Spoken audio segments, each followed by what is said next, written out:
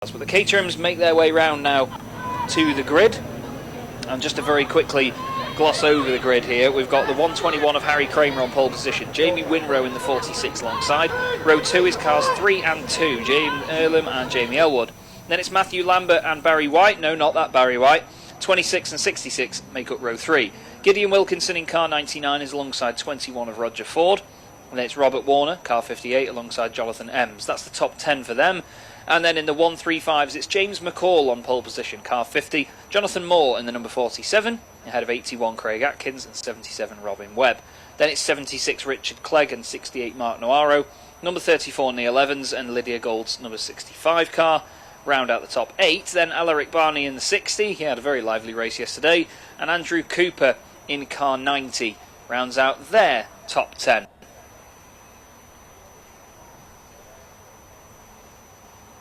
We've got a big grid, and we have 35 runners in this race. There will be a 10-second delay from the 150s being launched to the 135s. The last of the 150s now getting parked up.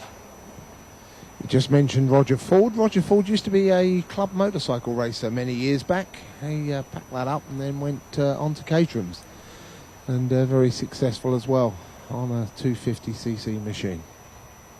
Trying his hand in the Caterham as well. Very different bit of kit, but he's been in Caterham's now probably for, I don't know, 6-8 years, so he's quite an established driver now. Good stuff. And that's the thing, you know, we were talking yesterday about how easy they are to get into, and you know, you can buy these cars from the manufacturer pretty much as they are here.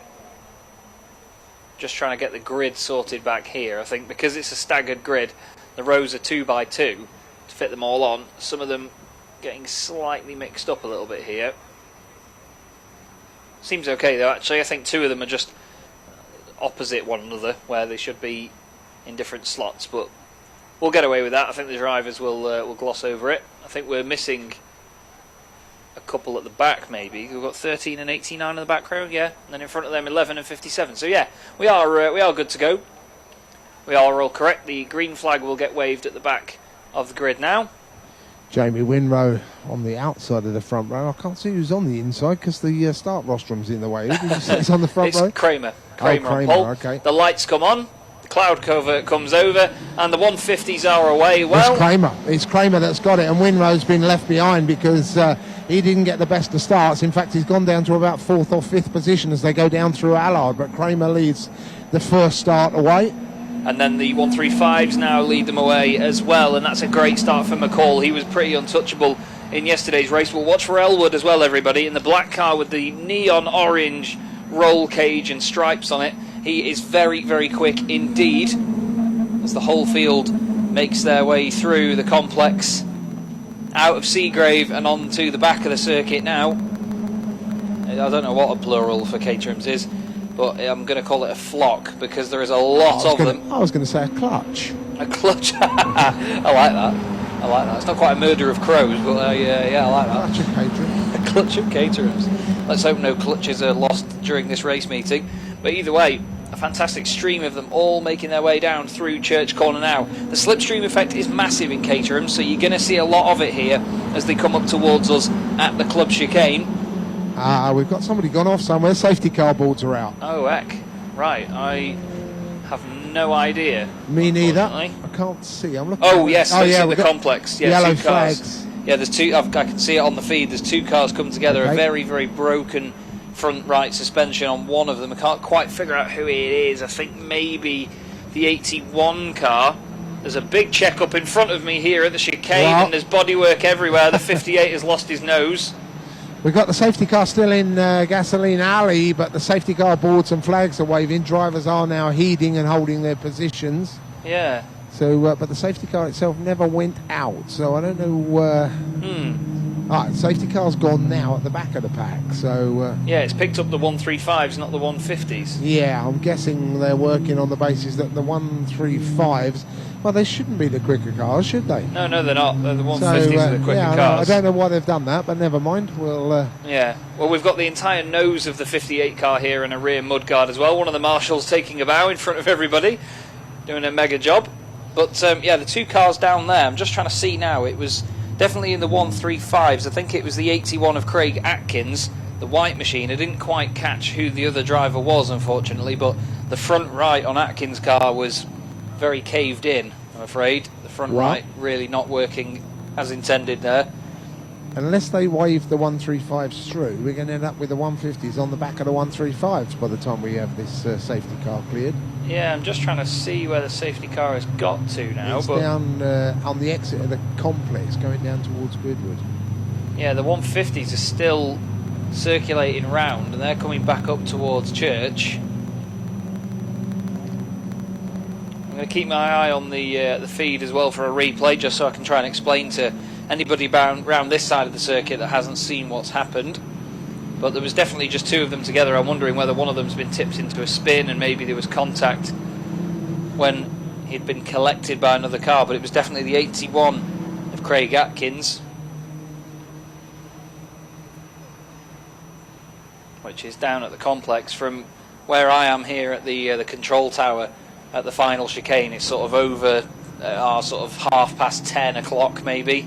Craig was second yesterday, wasn't he, in the yeah, he was third on the grid as well in the 135s. Now the 150s have just come past me here at the chicane. They're at a reduced rate, yeah, and yeah, they've waved the 135s through. The 135s I'm going to say, because this, although the drivers are heeding to the regulations, they're probably going a little bit quicker than the 135s were behind the safety car. So yeah, I can see the safety car is waiting on the exit of Noble on the far side of the circuit. Actually, it's just on the entrance of Noble, so they can see it for a long time in advance before they get there. So not sure why the safety car went out after the 150s, but either way, that has been resolved now very quickly. And trying to look through the buildings down there, I can see there's Thruxton vehicle down there trying to do some repairs or removals and bits and pieces, so things moving on. Yeah, the other car, just trying to pick out who it is. It's one of the blue cars, that's all I can tell you at this moment in time, unfortunately. Drivers having a discussion about what went on. Safety car is now moving slowly to just pick the leaders up, but I don't have a complete recollection of who that was there. I'm hoping. Who have you lost on the screen? Who's at the bottom of the screen? Well, I've got Atkins in 30th, but we have 35 starters, so I can't see who the other one is that's dropped off because the screen only goes down to 30, unfortunately. No controls to flick it over a page? Not that I can see, no. Okay, that's a shame. Yeah, I'll see if I can, but I don't think. Oh, actually, yes, I do. There we go. It's Cooper in the number 90.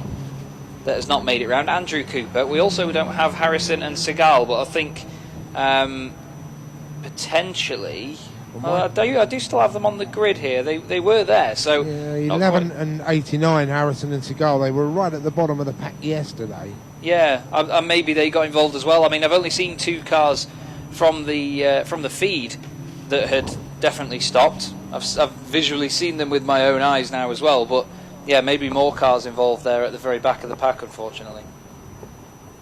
So we await now the arrival of the safety car with the 150s behind. Yeah, got the whole field now just coming up to the club chicane. What are we on, a 20-minute race this time?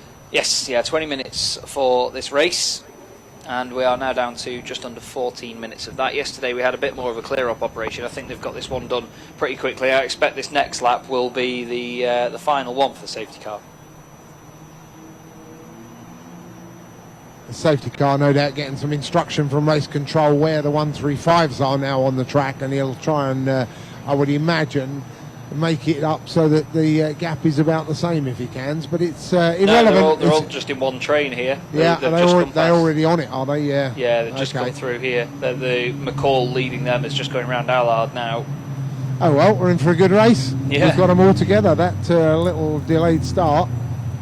Negated. Yeah, it's all gone out straight in the dustbin. Indeed. I can actually see where you are now on that podium from yesterday. I was struggling to see it, so I couldn't quite see you waving. Yeah. But yeah, we've got. I mean, just looking around from where the pair of us are here, you know, the amount of fans we've got is just great. The grandstand to my right-hand side is full of people, everybody having a fantastic. I've got so many of them waving at me right now. Yeah, I thought I'll put my hand in the air and see if anybody waves, and I only expected the odd one person to wave. No. Around you there, and unfortunately they're not down on the bank in front of you this morning because of the trucks where they're in a restricted area, but you get a lot of spectators that spectate from that bank on a regular basis here, and they're always keen to have a wave and have a chat and tell you what they can see and whatever. I'm wondering if I can get them to do a Mexican wave in a bit. That'd be absolutely brilliant. Not in the middle of a race. You can do that when we have a little break. Oh yeah, we'll do that before lunch. Hey, maybe you should get a Danish wave going. Oh, it will be a Ukrainian one. Sorry. Right, then let's just see. I can see we've got some children on the bank actually kicking a football around. Guys, can we put the ball away, please? During the racing, we wouldn't want that over the fence into the racetrack. So, Mum and Dad, if you're down there, if you can capture that ball for us, that would be great. Yeah, apologies not to spoil the fun, but yeah, we are scheduled still to have a lunch break, so there'll be plenty of time for ball kicking. Oh, indeed. Me and my little brother are actually guilty of kicking a football onto Alton Park when we were younger, and the telling off we got was monumental, to say the least. But look at me now, Dad. Right then, lights are still on the safety car, but he's going very slowly, maybe hoping that he can bunch the field up, and then, yeah, just as I say that, he's turned the lights off, so he's going to boot it now with the Ford Focus. So we're going to go racing, spectators all the way around the bank, right the way down here, right the way down through Allard, enjoying their day at Thruxton, hopefully, and a couple of events still to come, notable events still to come. British Superbikes coming up in a few weeks' time, and then, of course, another visit from the British Touring Cars. So spectators down here getting their fair share of top-level motorsport. Right then, cars coming into the final corner now. It's going to be Elwood leading them away. And he gets hard on the power.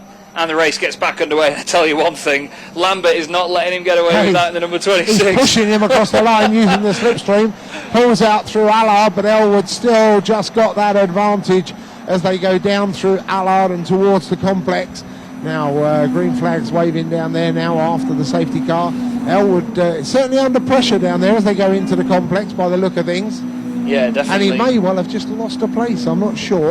Well, Lambert's just done it, yeah. Lambert's got ahead of him. Elwood now down into second place, but we know how long that'll last in Caterham racing. They're still coming across the line as well. The last two cars that have gone through with a little bit of damage on the right rear mudguards, obviously both susceptible to a bit of contact as the race has gone on. Kramer's got a fantastic run as they go through Noble down towards Goodwood, so to be fair, I imagine Lambert right now will be hoping that the cars in front will battle loads, and then that'll mean that it takes the pressure off him and he can just get away. But the slipstream is huge as they go down towards Church. Kramer's down the inside of Elwood and he's actually got up to second place already. He's now going to try and chase down Lambert. He's not got too far ahead to go, but now Elwood's going to come back at him. They come back towards us, everybody hugging the right-hand side of the road to make sure they can defend that inside line. But we've seen the outside line work here into Club because you can take a longer line around but then have the inside for the second part of the chicane. Elwood is second. There's a pair of cars sideways after contact. I think that was the numbers 3 and 21. The 58 slams on the brakes. It was Earlham and Ford that were sideways. Ford gets back on with it. Earlham managed to stay on the road, but wow, it was a scary moment there for the 58 because Warner's already lost his nose of his car. He didn't want to then smack into the back of somebody else as well. Just looking at McCall here. Oh, actually, to be fair, I think Ford is in for a fresh laundry bill after that moment. I think that was a very, very scary one. He's back in the pits now. Yeah, 21 car in. Not sure what the problem is. McCall leading the 135s, by the way, from Navarro, Evans, Moore and Barney. Front near side has taken a whack by the looks of it, so whether it's bent a suspension arm or something, they're looking at that at the moment. That's obviously the complaint from the driver is it's not steering properly. Sorry about that, but I turned him round over my head because there was a lot of squealing tyre marks, but nobody gone off, I don't think. So. Well, I think Earlham maybe just trying to defend and turned across him and then hit the front left maybe, but fingers crossed the 21 can get back out there because he was doing very, very well indeed. But now leaders through Church again, coming back towards us. Kramer has now gone to the front, Elwood second, and then Lambert in third. But those guys, after that shuffling and the incident a moment ago, they're now miles out in front, so it's a three-way fight for the lead Kramer still leads it then. Elwood and Lambert chasing him down. Then everybody behind him is still led by Earlham, who's gone up from 5th to 4th now. He's ahead of the 112 machine of Witten. 58 still in there. The 101 and the 66 close together. That's Fielder and White. Well, Ford is going to rejoin. Good stuff. They've had a car jacked up, looked underneath it, and either made a slight adjustment or whatever, I don't know, but he's back on track. So unfortunately, though, a lap down, I think. Well, he's still, I believe you'll still get points for finishing. A lot of these sort of series tend to give them out a lot, don't they? We've got another visitor to the pit lane, the car 26. Again, near side front, looks like it might be flat. Oh, that's Lambert who was 3rd. Apologies. Winrow is the blue car that's gone up to 3rd. I thought it was Lambert, but no, it is Lambert that's actually come into the pits that time. That's a real shame. Yeah, well, I'm just looking at the car. It looks like it's crabbing a bit on the front. I think it has lost some air in the front near side. Oh, no. And again, maybe a little bit of damage, a little bit of contact with somebody there. That's absolutely gutting for Lambert. He was having such a great fight as well. So it's Winrow that's with them. Apologies, everybody. It was a blue car chasing a red car, chasing a black car for the very first few laps, so I just assumed it was the same blue one. They're 3 wide into the club chicane in front of me. Kramer having to really think about where he goes to here. Winrow goes up into 2nd place. Kramer all over the curbs. Maybe he's going to lose a bit of momentum there. Fantastic perseverance, though, to keep the car strongly on the momentum front there. Oh, we've had a big moment at the last corner as well for the 99 car. Very sideways indeed. They all stream their way through. At the end of the last lap in the 135s, by the way, McCall was actually ahead of Appleton, who's in one of the 150s. So he was outdoing him. And then it was Navarro and Evans. McCall's just gone around the final corner now. He's got a big gap back to the rest of the 135s. Who's that going slowly? Looks to me like the 83. So it's the 93 of Appleton, who has lost yet more ground, and the 21 is back in, mate. Yeah, so Roger Ford's race is run by the looks of things. 2nd visit to Gasoline Alley, so whatever, he will be at it. Definitely the car doesn't look right. It looks like might be just the angle I'm reviewing it from up on the rostrum here, but it looks as if that front wheel is laying over a little. Yeah, it looks like maybe he's just added a bit more camber for him or something. But these cars do have the sort of open wheel traits that you see with like your Formula Renaults, your Formula 3s, things like that, because they are open wheel at the front. And despite having arches over the rear of the car, they're not the strongest arches in the world. They're made to come off and absorb energy if there is contact, but yeah, they are still susceptible. Any wheel banging will ruin them. Roger taking his helmet off, that's it, that's okay. done, and they just push the car along looking at it, so I guess it's a vibration problem on the front rear side. Leaders go through again though, and well, it's not over by a long chalk for these front 3, is it, as they go down through Allard. Still the 121 car of Harry Kramer at the front. Yeah, doing a cracking job at the moment. We've also got McCall, who's getting a lot of airtime. Kramer's lost out of the complex. Oh, down to 3rd, is he? Right, certainly 2nd, because it's the blacker car with the orange roll cage that you said earlier on, so that now leads. We've had a lot of airtime for McCall at the moment on the live stream as well, leading the 135s. He's way out on his own at the moment. I mean, ahead of the next 135 car, he's 7.5 seconds clear, so he's flying at the minute. But yeah, that lead battle, very intriguing indeed between Kramer, Elwood and Winrow. 3 very fast drivers in Caterham racing. And they're coming around Church again, I believe. Absolutely together. Kramer with Elwood climbing around all over the back of him, trying to get any sort of cutback that they can through Church. Now back up towards us. They're side by side. Looks like Elwood's got through. Now Winrow's going to try and go towards the inside. That's then going to become the outside for the chicane. Elwood is in the middle. Kramer's on the inside. Winrow's the one that's going to come out on top here. Beautiful stuff from him. And Elwood actually manages to be somehow on the attack and then down in 3rd again. Kramer staying 2nd. He's going to get a good run out the final corner. Don't think he's going to do anything towards Allard, although I'll eat my words because he's chucked it on the inside. Yeah, he's not quite made it though. He got the car 3/4 of the way past and then didn't have the slingshot the other cars had, although look at them, they're 3 abreast as they go down there now and into the chicane from a distance. Well, it's the blue car now at the front, so is that Winrow? Yeah, Winrow from Elwood, now Kramer. honestly, just this is what I was on about. You know, it changes around so much in Caterham racing. It's fantastic to watch because there is always change going on. We've got the 135s coming through here as well, the 60, the 68 and the 34 right together. That's Noaro, Evans and Barney, but in a different order this time around. Barney actually gaining 2 places on that previous lap, and we've got another car coming into the pits again.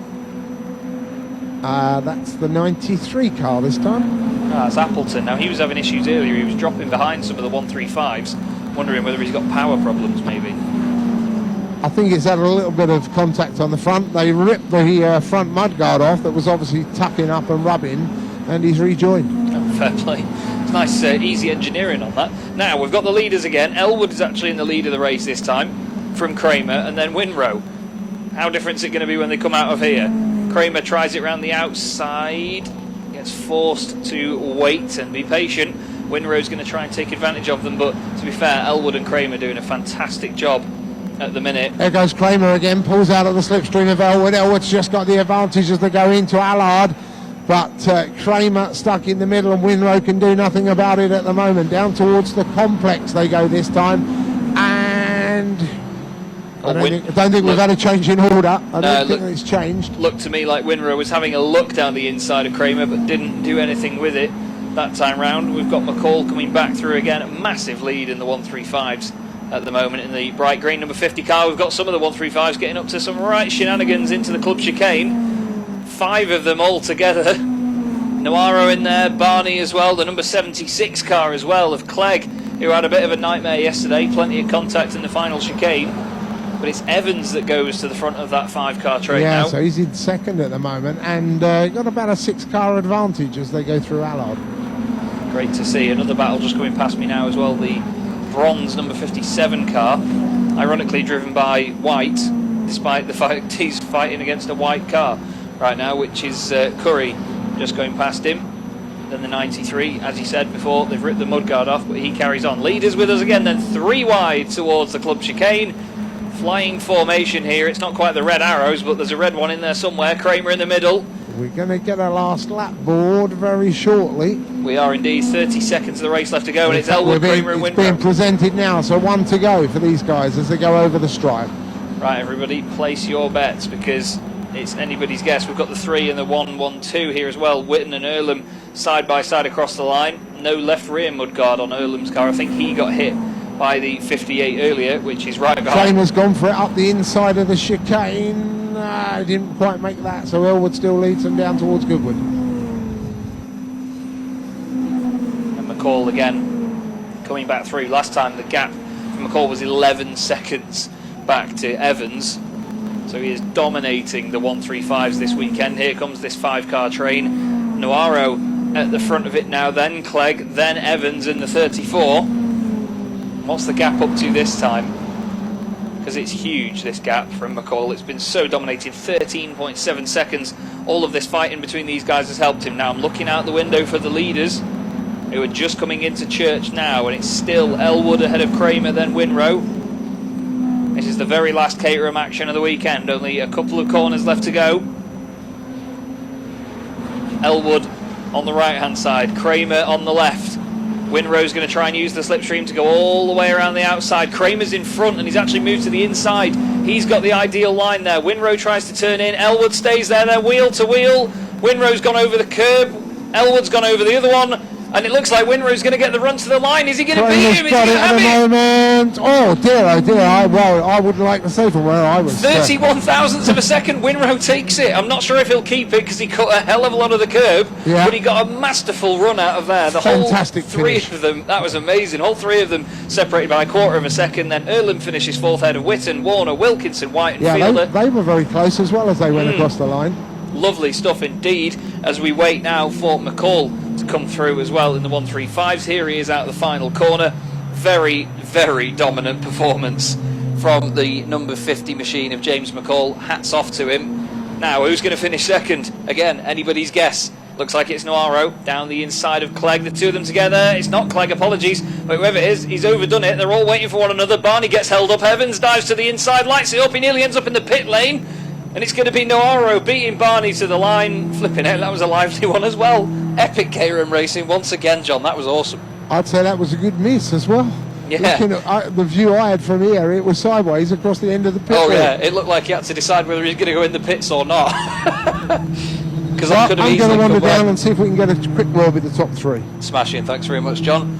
Well, there you go, everybody. If you've not seen Caterham racing before, there's an introduction to what it's like every single week. It's just absolutely phenomenal stuff, very entertaining indeed. But Winrow takes it on the road from Kramer and Elwood, 31 thousandths of a second between the pair of them. Like I said, I'm not sure whether he'll keep that due to the run out of the final corner being gained from cutting the track essentially, but Elwood was very patient. You know, he jumped over the curb as well, so you never know what could happen there. But in the 135s, McCall was absolutely dominant, finishing 15th overall. He was actually ahead of one of the 150s as well, which was the number 15 of Raymond, and then Noaro second in the 135s ahead of Barney, Moore, Clegg and Gould.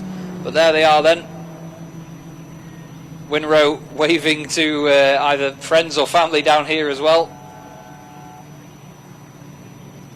And a great race from all. Very, very thoroughly entertaining. And the cars showed how sturdy they can be as well. You know, there were a number of them out there that received quite a lot of contact, lost body panels and all sorts, but still made it to the end and still at full working pace.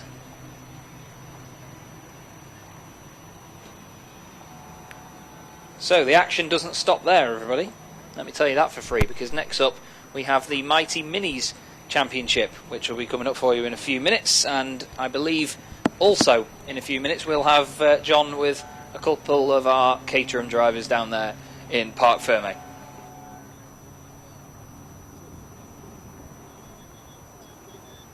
Chaz, can you just confirm the top three for me in the 135? I can indeed, mate, yes. Number 50, McCall, bright green car. 68 was Noaro in second place, that's a bright orange car. And then Barney, number 60, I believe, is a black and blue car. That'll do for me, thank you very much. Not a problem at all. James McCall just drives by me underneath into the Parc Fermé area. I'm going to wander down the inside, see if I can get a word with the 150 drivers first. I'm not sure how quickly they're going to release these minis, so we'll keep an eye on that as well. Yeah, we've got a grid of minis down here in the assembly area. I think we've lost 4 cars from yesterday. They didn't get repaired. There's still 1 or 2 down there that have got a bit of tank tape and stuff like that on them, but we didn't get any of the big crash cars repaired by the looks of things.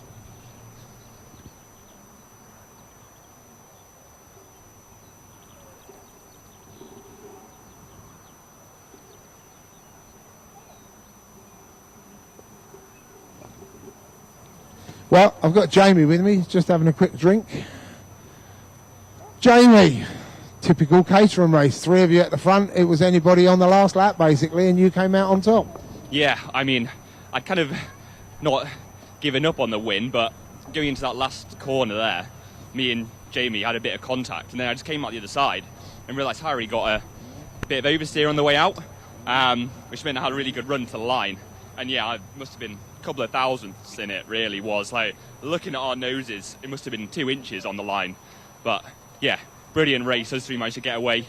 And yeah, then it was kind of, out of us 3, it could have been, you know, any order. So I think it was about 3 thousandths of a second, the official verdict. Wow, I mean, yeah. I mean, we were, you know, inches apart the whole race, every corner. And, you know, coming into this final chicane, most of the times we were 3 abreast, and it was who can cling on round the outside. But yeah, absolutely brilliant. Excellent, great race to wrap up your weekend here at Thruxton. Yeah, it's been brilliant. Thank you very much. Well done. There's our winner. And where's our second place man disappeared to? He was here a minute ago. Ah, there he is. Harry. Oh, yeah. Well, what can we say about that one? That was an interesting race. Yeah, thank you. Yes, wasn't it just? It was a really, really good race. Annoying to get pipped on the line, again, but I'm getting closer this time. I think I was about 3 inches in that one, so, you know, a couple more horsepower would have done the trick. 3 thousandths of a second, I'm told, so that's nothing in motor racing terms, is it? So, yeah, I think the win's not far away, is it? Yeah, I don't needed to know it was 3,000. I don't know if that makes it better or worse, to be honest, but yeah, getting closer. Excellent. And congratulations on the second place. That wraps up your day, so you've had a reasonable weekend here. Yeah, 2 second places, I'll take that. Not bad at all. Good haul of points. Back off home now. Indeed, and get the car ready for the next round, which is where? We are going to Croft next in about 4 weeks, so let's do it all again. Oh well, a long way down south this weekend to a long way up north. Good luck. Thank you very much. Down in Park Fubby with Jamie Winrow, 3rd place yesterday, gets the win today. Yeah, wow, that was hard work, but brilliant 20 minutes. Us three were just separated by 2 inches, the whole time. We managed to break away from the rest of the pack, and then it was anybody's. And, that last corner, last lap, got a little bit too close, but yeah, no, very happy with that. And I mean, really, it was only a half race distance. But from the point where the restart, it was literally just the 3 of you in a race of your own. Yeah, it was. I mean, we managed to get a little bit of a gap on the restart, and then I think Matthew Lambert had an issue, and then by that stage, we couldn't see them in our mirrors, and it was we knew it was going to come down to the final lap. But yeah, absolutely brilliant race. And the Caterham's famous for their slipstreams. Is being at the front an advantage or a disadvantage coming into the final few laps? I don't think you want to be at the front going on to the final lap, especially here. Coming down that back straight. We're virtually 3 abreast every lap coming into there. You just get such a good tow. Kind of even 3rd is kind of the place to be. I was 3rd going on to the back straight, and obviously managed to just creep it on the line. So yeah, the tow is huge here. 3rd place, 1st place, great weekend, congratulations. Thank you very much. Cheers, Jamie. Cheers.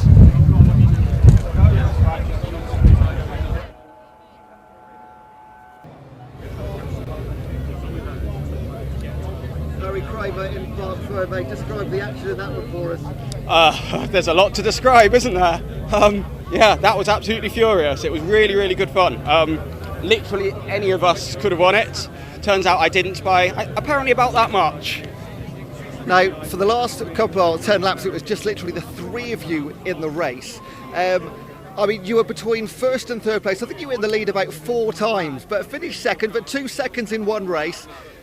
Is that a good weekend? Yeah, it's a pretty good weekend, yeah. I mean, at the end of the day, we're all here to enjoy ourselves, and it was good fun. So, yeah, I'm pretty happy with that. You've had a smile on your face all weekend. Congratulations. Thank you very much. Yeah, enjoy the rest of the weekend.